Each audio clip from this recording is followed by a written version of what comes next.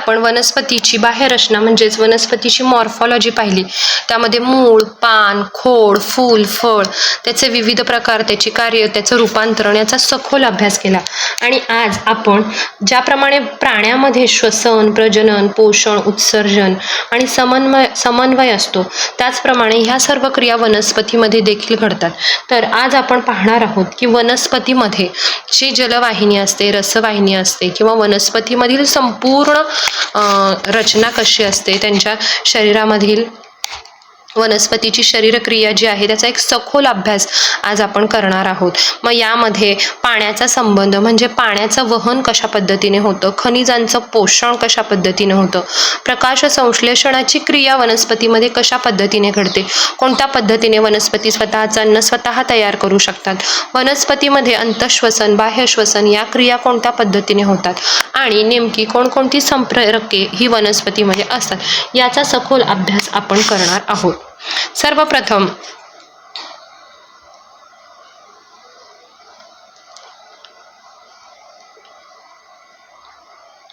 ज्याप्रमाणे माणसामध्ये रक्ताभिसरण संस्था असते, त्याप्रमाणे वनस्पतीमध्ये देखील एक परिवहन संस्था असते।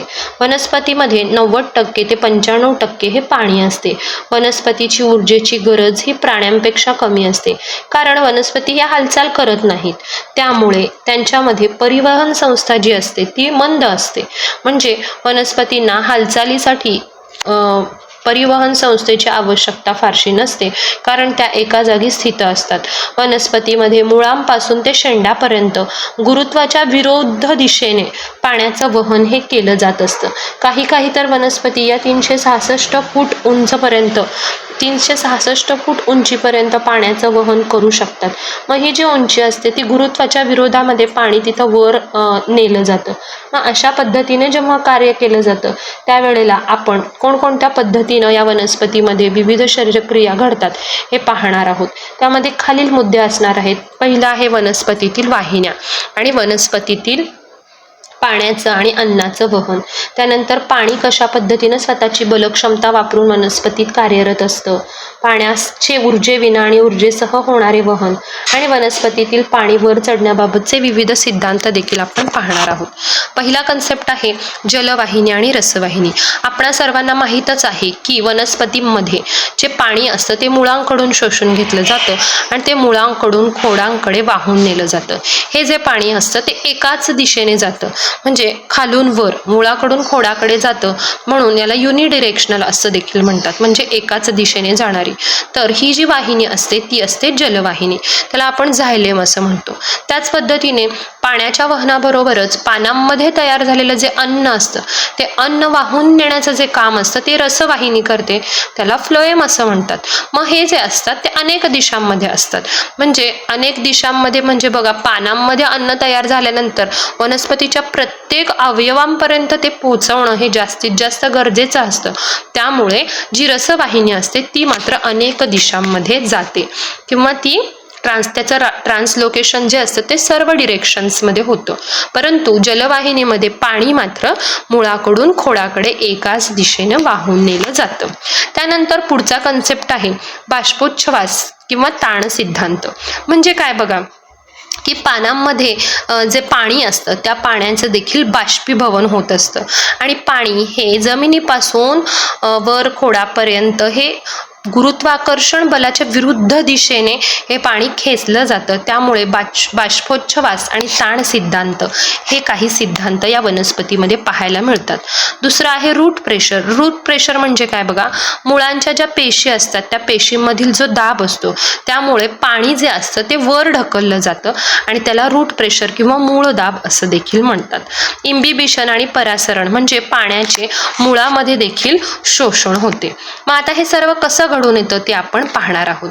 पाण्याचा वनस्पतीमध्ये नेमका काय संबंध आहे, तर वनस्पतीमध्ये जे पाणी असते ते मुळापासून वरती खोडापर्यंत जितकं उंच झाड जातं त्या उंचीपर्यंत ते पाणी पोहोचवणे हे सर्वात महत्त्वाचं असतं।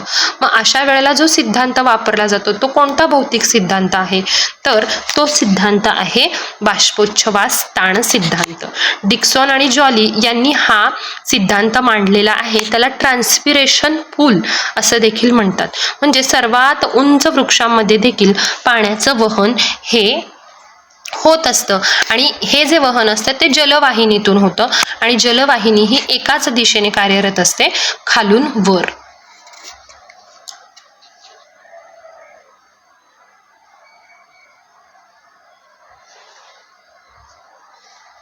त्यानंतरचा पुढचा कन्सेप्ट आहे खनिजांचं पोषण. वनस्पतींमध्ये वाढीसाठी 17 आवश्यक मूलद्रव्य असतात. मग ही जी मूलद्रव्य आहेत त्याच्यामध्ये calcium, hydrogen, carbon, nitrogen, potassium, sulphur, magnesium यांसारखे अनेक मूलद्रव्य ही स्थूल पोषक द्रव्य म्हणून त्या वनस्पतींसाठी आवश्यक असतात आणि अतिशय कमी प्रमाणामध्ये इतरही काही पोषक द्रव्य त्याला गरजेचे असतात. त्याच्यामध्ये फेरस असेल, मॅंगनीज असेल, झिंक असेल, कॉपर असेल यासारखी देखील अनेक सूक्ष्म पोषक द्रव्य हे वनस्पतींना लागत असतात. म्हणजेच संपूर्ण वनस्पतींच्या वाढीसाठी एकूण 17 अशी आवश्यक मूलद्रव्य लागतात आणि ही जी मूलद्रव्य आहेत ती वनस्पतींसाठी रॉ मटेरियल म्हणून कार्य करतात. मग याच्यासाठी जी कार्य आहेत पेशींची रचना आणि ऊर्जा, उदाहरणार्थ मॅग्नेशियम जो असतो तो क्लोरोफिलचा मुख्य घटक आहे. आपणा सर्वांना माहीत आहे की वनस्पतीमध्ये प्रकाश संश्लेषण क्रिया जी घडते ती प्रकाश संश्लेषण क्रिया ही क्लोरोफिल मुळे घडते आणि हा जो क्लोरोफिल असतो तो हरितद्रव्य असतो आणि त्याच्यामध्ये मॅग्नेशियम हा मुख्य घटक असतो. मग या सर्व सूक्ष्म आणि स्थूल पोषक द्रव्यांचं कार्य काय आहे तर वनस्पतीमध्ये जी वेगवेगळी विकर असतात, एन्झाईम असतात, त्या विकरांना सक्रिय करणं हे त्यांचं महत्त्वाचं काम आहे. त्यानंतर आपल्या सर्वांना माहीतच आहे की नायट्रोजनचं जे स्थिरीकरण असतं ते रायझोबियम नावाच्या शेंगाधारी वनस्पतीमध्ये रायझोबियम नावाचे जे सूक्ष्मजीव असतात त्यांच्याकडून हे नायट्रोजनचं फिक्सेशन आपल्या निसर्गामध्ये होत असतं. त्यानंतर ॲझॅटोबॅक्टर सारखे काही असहजीवी प्राणी देखील नायट्रोजनचं फिक्सेशन करू शकतात. यांसारखी अनेक मूलद्रव्य ही आपल्या वनस्पतीच्या वाढीसाठी अत्यंत उपयुक्त असतात. मग परीक्षेसाठी काय प्रश्न येऊ शकतो बरं तर प्रकाश संश्लेषणासाठी अत्यंत आवश्यक असलेला हरितद्रव्याच्या रचनेमध्ये कोणते स्थूल पोषक द्रव्य हे मध्यवर्ती भूमिकेमध्ये असते किंवा क्लोरोफिलमध्ये सर्वात महत्त्वाचा असा घटक कोणता आहे, लोह, झिंक, मॅग्नेशियम, कॅल्शियम. तर इथं महत्त्वाची टीप ही लक्षात ठेवायची आहे की मॅग्नेशियम शिवाय हरितद्रव्यच तयार होत नाही आणि जर ते कमी पडलं तर पानं पिवळी पडतात. बऱ्याच वेळा बघा वनस्पतींची पानं पिवळी पडतात त्यावेळेला त्याच्यामध्ये मॅग्नेशियमची कमतरता असते, हरितद्रव्य तयार होऊ शकत नाही, त्यामुळे झाडांची पानं पिवळी पडायला सुरुवात होतं. मग इथं महत्त्वाचा मुद्दा असा आहे की हरितद्रव्य निर्मितीसाठी सर्वात महत्त्वाचं स्थूल पोषक द्रव्य हे मॅग्नेशियम आहे. त्यानंतर नायट्रोजन स्थिरीकरणासाठी कोणत्या मूलद्रव्याचा किंवा कोणत्या सूक्ष्मजीवांचा वापर केला जाऊ शकतो हे देखील आपण पाहिलेलं आहे की शिंबीवर्गीय वनस्पतीमध्ये रायझोबियम सारखे जे सूक्ष्मजीव असतात ते काय करतात, संपूर्ण वातावरणामध्ये नायट्रोजनचं स्थिरीकरण करण्याचं महत्त्वाचं कार्य करतात. त्यानंतर महत्त्वाची प्रक्रिया वनस्पतीमध्ये काय घडून येते तर प्रकाश संश्लेषणाची प्रक्रिया. आपणा सर्वांना माहीत आहे की संपूर्ण जीवसृष्टीमध्ये जर कोण स्वतःचं अन्न स्वतः तयार करू शकत असतील तर त्या आहेत हिरव्या वनस्पती. मग या ज्या हिरव्या वनस्पती आहेत ते प्रकाश संश्लेषण प्रक्रियेद्वारे अन्न निर्मिती करतात. मग ही जी प्रक्रिया आहे ती 6CO2 + 12H2O gives C6H12O6 + 6O2 + 6H2O अशा पद्धतीनं ही प्रक्रिया घडते. म्हणजे वातावरणातील कार्बन डायऑक्साईड आणि जमिनीतील पाणी वनस्पती शोषून घेतात, ग्लुकोजची निर्मिती करतात. या प्रक्रियेमध्ये ऑक्सिजन मुक्त होतो आणि पाणी देखील काही प्रमाणामध्ये मुक्त होते. अशा पद्धतीची ही प्रकाश संश्लेषणाची प्रक्रिया वनस्पतीच्या पानांमध्ये घडून येते. मग ही जी प्रकाश अभिक्रिया आहे त्याच्यामध्ये 2 अभिक्रिया दाखवल्यात बघा. पहिली आहे प्रकाश अभिक्रिया आणि दुसरी आहे अंधार अभिक्रिया. ही वनस्पतीच्या पानांमध्ये घडते. मग ही जी अभिक्रिया आहे प्रकाश अभिक्रिया ती कुठं घडते तर हरित लवकामधील ग्रॅना. आता तुम्हाला चित्रामध्ये दिसत असेल तर हरित लवक ही हिरव्या रंगाची दिसत आहेत, त्याच्यामध्ये ग्रॅना नावाचा एक छोटासा भाग दिसतो, त्या ग्रॅनामध्ये ही प्रक्रिया घडते. इथं काय होतं तर प्रकाशाचं शोषण होतं, पाण्याचं विघटन म्हणजे फोटोलिसिस प्रक्रिया होते आणि इथं ऑक्सिजन बाहेर पडतो. मग यामध्ये ऊर्जेची निर्मिती होते. आपल्याला सर्वांना माहिती आहे की ATP मधून ॲडिनोसिन ट्रायफॉस्फेटच्या रूपामध्ये अन्न निर्मिती होते आणि काही प्रमाणात ऊर्जेची निर्मिती देखील या ठिकाणी होते. ही आहे आपली प्रकाश संश्लेषणाची प्रकाश अभिक्रिया. दुसरी असते अंधार अभिक्रिया, डार्क रिॲक्शन. ही कुठे घडते तर हरित लवकामधील जो स्टोमा नावाचा पार्ट आहे, तुम्हाला आकृतीमध्ये दिसत असेल, ग्रॅनामध्ये प्रकाश अभिक्रिया घडते तर स्टोमामध्ये अंधार अभिक्रिया घडते. अंधार अभिक्रियेसाठी देखील प्रकाशाची ह्या प्रक्रियेमध्ये काय होतं बघा की प्रकाशाची थेट गरज इथं नसते आणि म्हणून त्याला अंधार अभिक्रिया असं म्हणतात. ATPचा वापर करून CO2चं रूपांतर ग्लुकोजमध्ये होतं. म्हणजे जो कार्बन डायऑक्साईड वायू आपण शोषून घेतलेला असतो त्याचं मूळ ग्लुकोजमध्ये म्हणजेच अन्नामध्ये रूपांतरण करण्याचं महत्त्वाचं कार्य हे या स्टोमामध्ये घडत असतं आणि याला डार्क रिॲक्शन असं म्हणतात. अशा पद्धतीने वनस्पतीच्या पानांमध्ये प्रकाश संश्लेषण या प्रक्रियेद्वारे अन्न निर्मिती आणि ऊर्जा निर्मिती देखील होते. मग इथं महत्त्वाचे मुद्दे काय आहेत बघा. काही वनस्पती ही C3 वनस्पती म्हणजे केल्विन सायकलद्वारे चालतात, तर दुसरं आहे हॅचस्लॅग सायकल, ह्यात C4 वनस्पतीमध्ये ते घडतं. पहिल्यांदा त्याचे मुद्दे आपण बघूयात. इतका डिटेल अभ्यास आपल्याला नाही आहे, पण तरी देखील फक्त माहिती असावी म्हणून ते घेतलेलं आहे. स्थिर उत्पादन C3 वनस्पतीमध्ये 3 कार्बन्स आणि C4 वनस्पतीमध्ये 4 कार्बन्स आहेत. त्यानंतर C3 वनस्पतीमध्ये CO2 स्वीकारणारा जो घटक असतो तो 5 कार्बन असतो, तर C4 वनस्पतीमध्ये 3 कार्बन हे CO2चा स्वीकार करतात. यांच्या पानांची C3 वनस्पतींच्या पानांची रचना ही नॉर्मल ॲनाटॉमी असते, सामान्य पद्धतीची पानं असतात आणि C4 वनस्पतीमध्ये क्रॅन्स ॲनाटॉमीची पानं असतात. त्यानंतर ग्लुकोज निर्मितीमध्ये C3 वनस्पतीमध्ये जवळजवळ 18 ATP 18 ॲडिनोसिन ट्रायफॉस्फेट तयार होतात, तर C4 वनस्पतीमध्ये 30 ॲडिनोसिन ट्रायफॉस्फेटची निर्मिती होते. प्रकाश संश्लेषणाचा जो दर असतो तो C3 वनस्पतीमध्ये कमी असतो आणि C4 वनस्पतीमध्ये फोटो रेस्पिरेशन होत नाही. त्याचे उदाहरणं C3 वनस्पतीची आहेत गहू, तांदूळ, कापूस, ही सगळी उदाहरणं C3 वनस्पतींची आहेत आणि C4 वनस्पतीमध्ये मका, ऊस, ज्वारी यांसारखी उदाहरणं येतात. त्यानंतर TETला कोणत्या पद्धतीचे प्रश्न येऊ शकतात बघा. प्रकाश संश्लेषण दरम्यान मुक्त होणारा ऑक्सिजन वायू हा खालीलपैकी कोणत्या घटकाच्या विघटनातून म्हणजेच फोटोलिसिस कोणत्या घटकाच्या प्रक्रियेतून फोटोलिसिस प्रक्रियेतून मिळतो, तर उत्तर आहे पाणी H2O. म्हणजे बघा प्रकाश संश्लेषण प्रक्रियेदरम्यान मुक्त होणारा जो ऑक्सिजन वायू आहे तो पाण्याच्या फोटोलिसिस म्हणजेच पाण्याच्या विघटनातून ऑक्सिजन हा वायू मिळतो.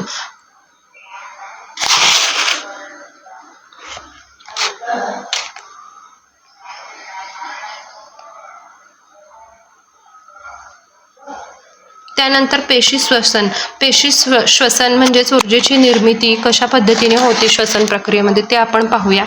साखरेचा ऑक्सिडीकरण करून ऊर्जा मिळवण्याची जैव रासायनिक प्रक्रिया म्हणजे पेशी श्वसन. याच्यामध्ये जे ग्लुकोज आहे आणि ऑक्सिजन आहे C6H12O6 + 6O2 gives 6CO2 + 6H2O + 38 ATP. यामध्ये काय घडतं ते आपण पाहूया. तर पहिलं आहे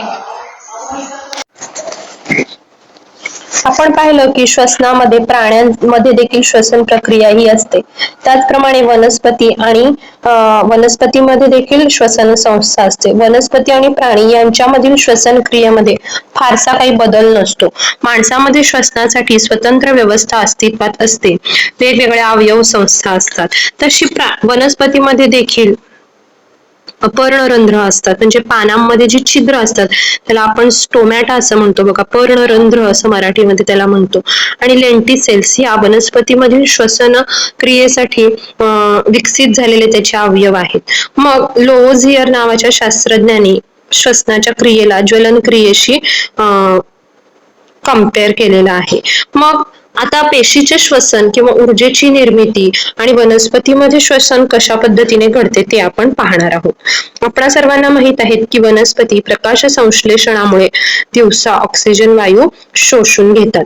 त्यापैकी 21% वायू हा ते स्वतःसाठी वापरतात, पण रात्रीच्या वेळी मात्र प्रकाश नसतो. मग अशा वेळेला प्रकाश संश्लेषण नसल्यामुळे श्वसन क्रिया ही सुरू असते. त्यामुळे मोठ्या प्रमाणावर कार्बन डायऑक्साईड वायू वनस्पतींकडून रात्रीच्या वेळी वातावरणात सोडला जातो. असं म्हणतात बघा की तुळशीचं झाड जे आपण घरासमोर लावतो हे काय करतं तर रात्रीसुद्धा ते कार्बन डायऑक्साईड बाहेर टाकत नाही.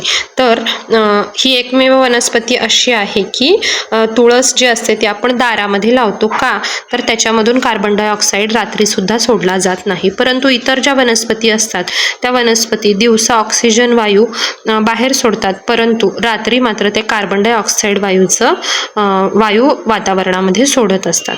मग आता आपण पुढे जाऊया. वनस्पतीमध्ये पर्णरंध्राच्या माध्यमानं श्वसनाची प्रक्रिया घडते. मग पर्णरंध्र म्हणजे पानामधील रंध्र म्हणजे छिद्र, पानामधील जे सूक्ष्म छिद्र असतात त्याला इंग्रजीत आपण स्टोमॅटा म्हणतो, मराठीत पर्णरंध्र म्हणतो.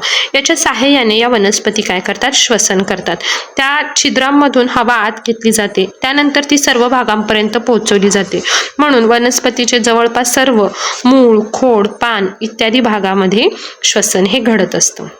मग या श्वसनामध्ये काय घडतं इथं आपण पाहिलं की पेशी द्रव्यामध्ये ग्लायकोलिसिस ही प्रक्रिया घडते. आता ग्लायकोलिसिस म्हणजे काय बघा, ही एक आंशिक ऑक्सिडीकरण करणारी जैव रासायनिक अभिक्रिया असते. ग्लायको म्हणजे ग्लुकोज आणि लायसिस म्हणजे विघटन, ब्रेकडाऊन होणं. म्हणजे बघा ग्लायकोलिसिस या शब्दाचाच अर्थ आहे की ग्लुकोजचं विघटन होणं. Glyco means glucose, lysis means breakup, विघटन होणं. ग्लुकोजचं विघटन ज्या प्रक्रियेमध्ये घडतं त्याला ग्लायकोलिसिस असे म्हणतात. हा टप्पा सर्व सजीवांमध्ये सारखाच असतो. ही प्रक्रिया पेशी द्रव्यामध्ये घडून येत असते आणि त्याच्यासाठी प्रत्यक्षात ऑक्सिजनची कोणतीच गरज नसते. या प्रक्रियेमध्ये 6 कार्बनी ग्लुकोनचे रूपांतर 3 कार्बनी पायरुवेटमध्ये होत असते आणि यामध्ये 8 ATP इतकी ऊर्जा तयार होते. त्यानंतर जर तुम्ही बघितलं तर क्रेब सायकल, या क्रेब सायकलमध्ये मात्र ऑक्सिजनची गरज असते. त्याला क्रेब सायकल म्हणजे हा श्वसनाचा दुसरा टप्पा आहे आणि सर हॅन्स क्रेब्स यांनी 1937 साली या अभिक्रियेचा शोध लावला, म्हणून या प्रक्रियेला क्रेब सायकल असं म्हणतात. श्वसनाचा हा दुसरा टप्पा असतो. या प्रक्रियेमध्ये ऑक्सिजनचा वापर केला जातो आणि ही जी प्रक्रिया असते ती वनस्पतीमधील तंतुकणिका म्हणजे मायटोकॉन्ड्रियामध्ये घडते.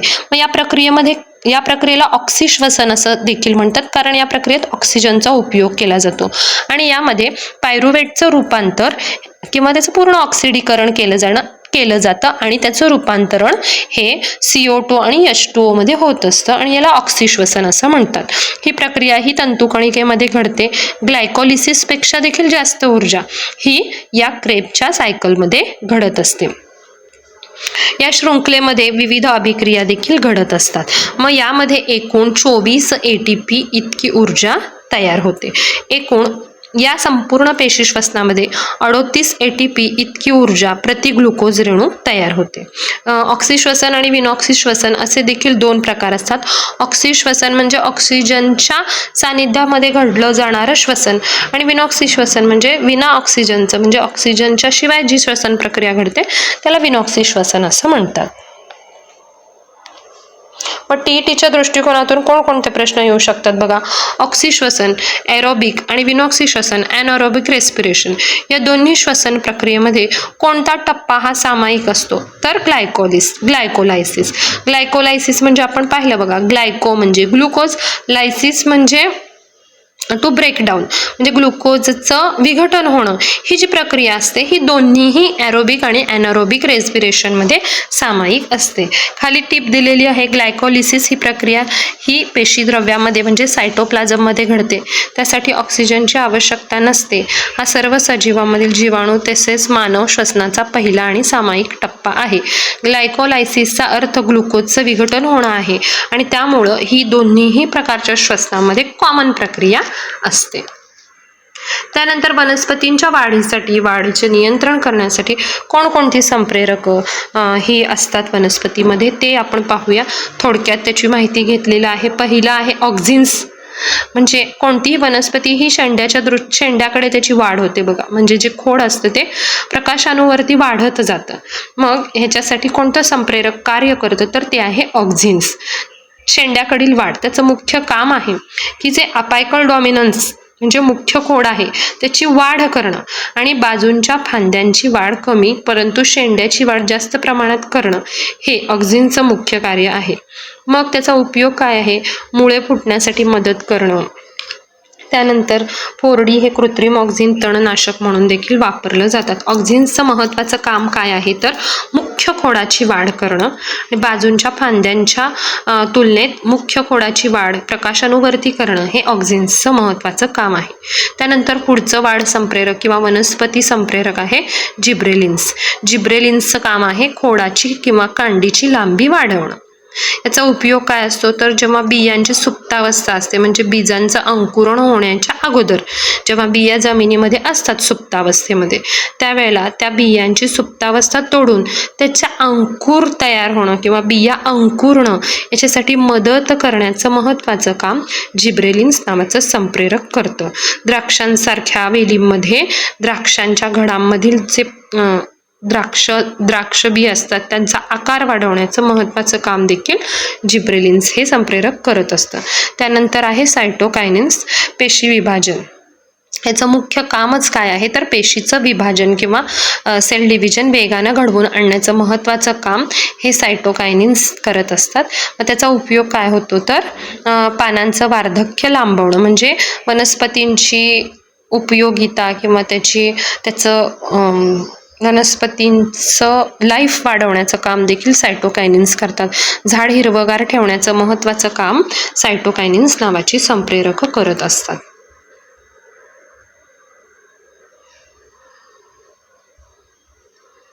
त्यानंतर पुढचं संप्रेरक आहे इथिलीन. हा एक वायुरूपी संप्रेरक आहे. त्याचं मुख्य कार्य काय आहे तर फळं पिकवण्यासाठी मदत करणं हे इथिलीनचं महत्त्वाचं कार्य आहे. त्याचप्रमाणे पानांची किंवा फुलांची जर गळती होत असेल तर ती पानं आणि फुलांची गळती रोखण्याचं काम ते करतं आणि फळं पिकवणं. मग आता आपल्याला माहित आहे की केळी असतील आंबे असतील ज्या वेळेला ते कच्चे असतात तेव्हा तोडले जातात आणि ते काही कृत्रिम वायूंच्या मदतीनं ते पुन्हा पिकवले जातात. त्यांना अगदी पिवळा रंग येतो पिकल्याप्रमाणे. मग या देखील क्रियेमध्ये इथिलीन सारखी वायू संप्रेरकेही वापरली जातात. जे कृत्रिम पद्धतीनं फळं पिकवण्यासाठी हे संप्रेरक वापरलं जातं. त्यानंतर आहे ॲब्सेसिक ॲसिड. ह्याचं स्वरूप आहे हे मुख्य वृद्धी अवरोधक आहे आणि त्याचं मुख्य काम काय आहे तर दुष्काळामध्ये किंवा जिथं वाळवंटासारख्या ठिकाणी पाण्याची कमतरता असेल किंवा काही ठिकाणी जर वनस्पतीला पाणी कमी मिळत असेल तर पाण्याच्या कमतरतेच्या वेळेला पानांवरील पर्णरंध्र जी असतात ज्याच्यामधून जवळजवळ 98% पाणी हे बाष्पोच्छवासाद्वारे निघून जातं ते बंद करणं, वनस्पतीमधील पाणी टिकवून ठेवणं आणि वनस्पतीच्या बाष्पोच्छवासातून जे पाणी बाहेर टाकलं जातं त्या पाण्याचा ऱ्हास थांबवणं हे देखील महत्त्वाचं काम ते करतं. आणि त्याचा इतरही परिणाम काय आहे तर बियांची सुप्तावस्था टिकवून ठेवणं. एखाद्या वनस्पतीला जर पाणी मिळालं नाही तर त्या बीचं अंकुरण होऊ शकत नाही, कारण बीज अंकुरणासाठी हे ती वनस्पतीला पाण्याची किंवा उष्णतेची, गरम वातावरण, पाणी या सर्व गोष्टींची गरज असते. मग ती जर मिळालं तर त्या बीला अंकुर फुटू शकतो, परंतु जर तसं मिळालं नाही तर त्या बियांची सुप्तावस्था टिकवून ठेवण्याचं आणि अतिशय प्रतिकूल परिस्थितीत देखील त्या बीजाचं संरक्षण करण्याचं महत्त्वाचं काम हे ॲब्सेसिक ॲसिड करत असतात. म्हणजे प्रतिकूल परिस्थितीमध्ये बी रुजू नये, जेव्हा त्याला अनुकूल परिस्थिती निर्माण होते त्यावेळेला ती बी जर रुजली तर त्याचं छान वनस्पतीमध्ये रूपांतरण होतं. म्हणून ते जे महत्त्वाचं काम आहे ते ॲब्सेसिक ॲसिड नावाचं संप्रेरक करत असतं. मग यावरती प्रश्न काय येऊ शकतात तर फळे नैसर्गिकरित्या पिकवण्यासाठी आणि पाण्याच्या कमतरतेच्या वेळेला तणाव संप्रेरक म्हणून अनुक्रमे कोणकोणती संप्रेरके काम करतात. आपणा सर्वांना माहिती आहे, आपण पाहिलं की इथिलीन हे वायू संप्रेरक आहे आणि कृत्रिम रित्या असेल कधी नैसर्गिकरित्या देखील फळं पिकवण्यासाठी म्हणजे हिरव्या रंगाच्या फळांचं रूपांतर पिवळ्या रंगामध्ये आणि किंवा फ्रूट रायपनिंग असं म्हणतो आपण, फळं पिकवण्याची जी प्रक्रिया असते त्याच्यामध्ये कोणतं संप्रेरक वापरलं जातं तर इथिलीन नावाचं संप्रेरक त्यात वापरलं जातं. आणि स्ट्रेस हार्मोन म्हणजे ज्या वेळेला दुष्काळ परिस्थिती असेल, कमतरतेची परिस्थिती असेल अशा वेळेला तणाव संप्रेरक म्हणून ॲब्सेसिक ॲसिड नावाचं संप्रेरक हे कार्य करत असतं. आता आपण या महत्त्वाच्या धड्यामध्ये काय काय पाहिलं तर वनस्पतीमध्ये कोणकोणत्या प्रक्रिया घडतात, जल आणि पोषण कशा पद्धतीनं घडतं, वनस्पतीमध्ये ज्या 2 वाहिन्या असतात, जलवाहिन्या रसवाहिन्या, त्या कोणत्या दिशेने कार्यरत असतात, कशाचं वहन करतात हे आपण पाहिलं. त्यानंतर रायझोबियम सारख्या शिंबीवर्गीय वनस्पतींच्या मुळाशी वाढणारी जे रायझोबियम सारखे सूक्ष्मजीव असतात ते नायट्रोजन स्थिरीकरण करतात. ॲझोटोबॅक्टर सारखे सूक्ष्मजीव नायट्रोजनचं स्थिरीकरण करतात. एकूण वनस्पतीच्या वाढीसाठी 17 अशी आवश्यक, काही जास्त प्रमाणात तर काही कमी प्रमाणात 9 स्थूल आणि 8 सूक्ष्म अशी मूलद्रव्य, जे एकूण 17 आवश्यक मूलद्रव्य असतात हे आपण पाहिलं.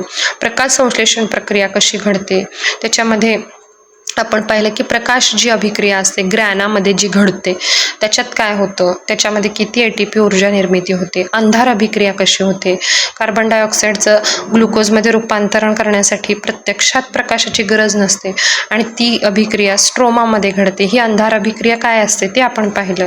त्यानंतर आपण ऊर्जा निर्मिती कशी घडते ते पाहिलं. ग्लायकोलायसिस प्रोसेस काय असते, क्रेब सायकल काय असते, त्यात किती ATP ऊर्जा निर्माण होते, एकूण एरोबिक रेस्पिरेशन म्हणजे कशा पद्धतीने 38 ATP प्रति ग्लुकोज क्रिएट होतात ते आपण पाहिलं. त्यानंतर वाढीसाठी लागणारी वेगवेगळी संप्रेरकं कोणकोणती महत्त्वाची कामं करतात हे देखील आपण या पाठामध्ये पाहिलेलं आहे.